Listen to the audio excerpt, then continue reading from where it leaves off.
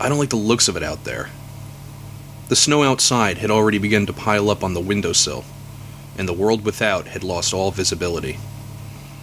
I wonder if that thing works yet, he said, pointing to a television they had suspended from the ceiling on a metal arm. Rob, who was closest to it, reached up and pushed the power button. The set came on, but static was all he got. No such luck, he said. We could ask Chase if they have a radio when he gets back, Anton offered. Good call, Rob agreed. You don't think we're going to get stuck out here or anything, do you? Rob asked. I mean, I don't think the storm was supposed to get that bad. I don't know, Steve said. I guess we're going to have to wait and see. Within minutes, Chase had returned, and the inspectors could see his work crew mulling around in the hallway. Power's on in the whole building, he said. You shouldn't have any trouble with the alarm systems. You wouldn't happen to have a radio handy, would you? Steve asked him. No. Why? Do you need one? He asked. We just wanted to check the weather reports, see if we're going to end up getting stuck in this snow. Chase glanced out the window. Yeah, it looks pretty bad out there. Let me check if one of my guys has one you can borrow. Chase ducked out, reappeared a few moments later with a small portable boombox. Here you go, he said. Not that it really makes a difference. If you get stuck, you get stuck. No point bringing a thermometer to hell.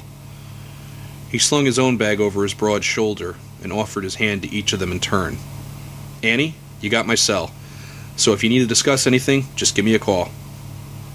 Or if you need a good hard fuck, Tabby hissed under her breath. If Chase had heard her, he made no reply. He simply flashed the room a wide grin and joined his men in the hall.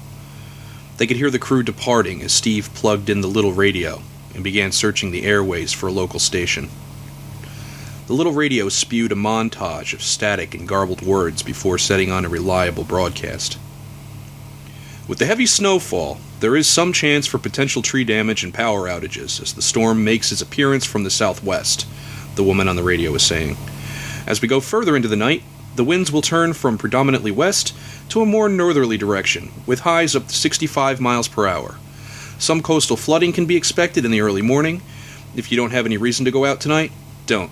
Stay tuned to the station for a complete list. Steve snapped the radio off. This sucks, Rob said simply, a bit of the old sadness creeping back in. He wondered how much powder he had left in his bag. Well, what happens, happens, like Chase said. We're here, and we need to get this job done, Steve told them. If we have to stay the night, then we have to. Fucking Christ, Tabby blurted. You can't really expect us to stay here all night, Steve. I say we get the hell out of here now and come back later. Steve was already shaking his head. No dice, Tabby. You know we're on a deadline. We're up against the wall as it is. This absolutely has to be done tonight. No exceptions. He didn't look particularly happy about the prospect of being stuck in the building all night himself. What do you have on your agenda for this evening that's so pressing? Nothing, she said sulkily. Good, he said, clapping his big hands and forcing a grin, because I've got loads of paperwork for you to do. The inspection went without any real problems, each of them doing their assigned chores quietly and robotically to get the job done as quickly as possible. Annie tagged along with Steve as he checked the various gas connections. Despite the fact that Annie had already learned everything that Steve was telling her, he explained everything that he did down to the smallest detail. She felt the lesson was a bit unnecessary, but thought that the order to do so had probably come from Mr. Shaker himself. So she made sure to smile and nod at all the right times, as if learning it for the first time. Steve never let a hint of superiority enter his voice, for which she was grateful. She also knew that Mr. Shaker was really giving her a second chance. Had he meant to punish her, he would have had Tabby instruct her. In one of the upstairs chem labs, Steve noticed that one of the workers had left a large, red toolbox. I'm sure someone's going to be missing that, he said, giving it a light kick with his boot. Should we take it with us? Annie asked. Nah, too heavy. I'll just make note that it's here, and then we can let Chase know about it in the morning.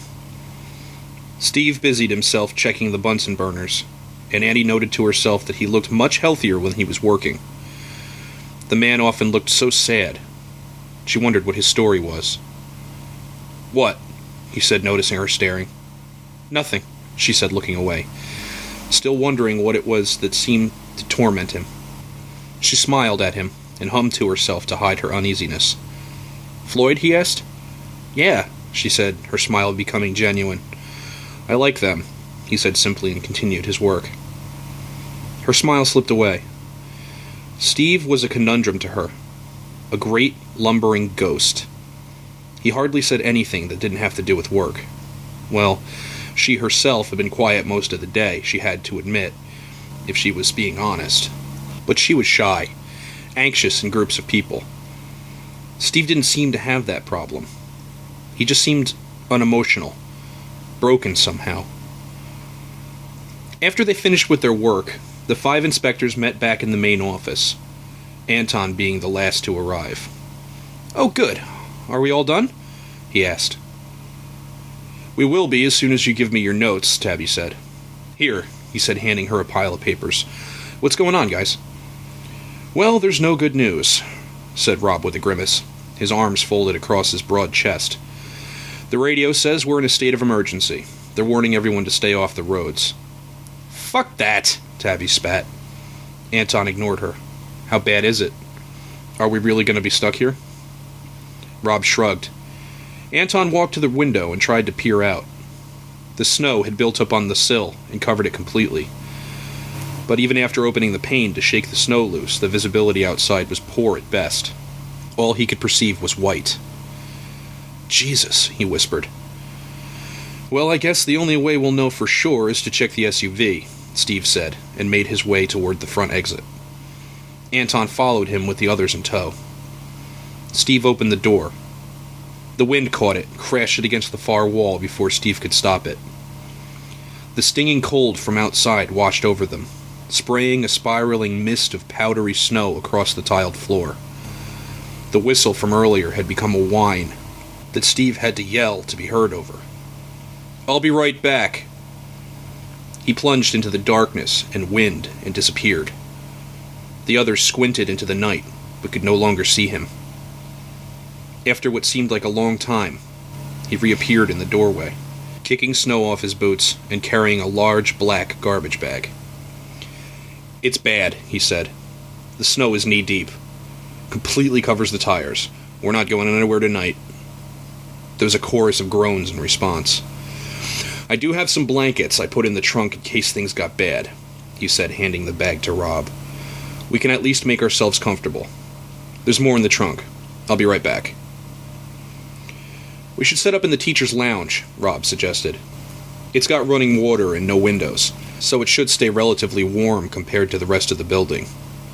Fuck this, Tabby cut in. I'm not staying in this place overnight. Doesn't really look like we have a choice, Anton told her. We did. We shouldn't have driven out here in the first place.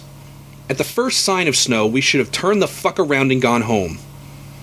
Steve shook his head, kicking more snow off his boots.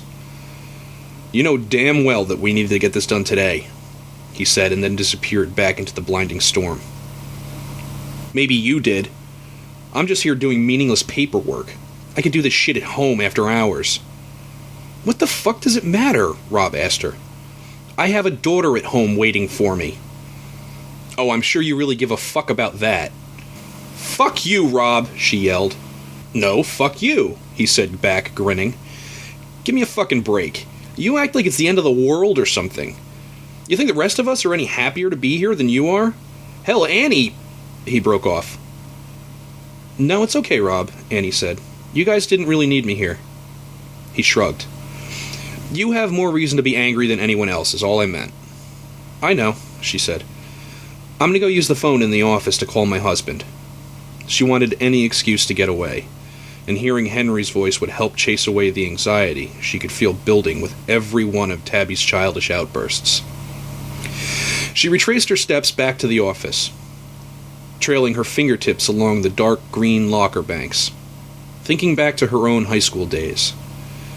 In just a few months, these lockers would be full of textbooks, a black and chrome master lock hanging from every handle, and these hallways would be full of yelling children. She stopped, looking in as she passed the library. This is where the fire had started all those years ago.